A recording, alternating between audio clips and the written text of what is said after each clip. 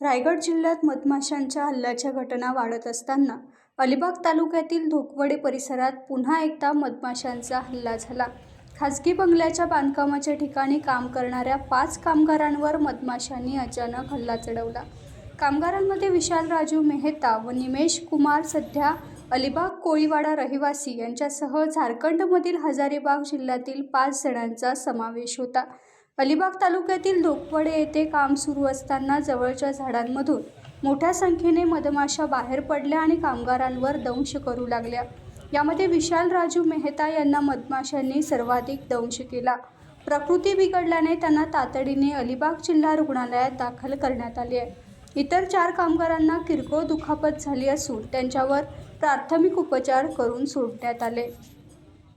Times डिजिटलला like करा, subscribe करा, share करा आणि बेल आयकॉन दाबायला विसरू नका। पाहत रहा टाइम्स डिजिटल।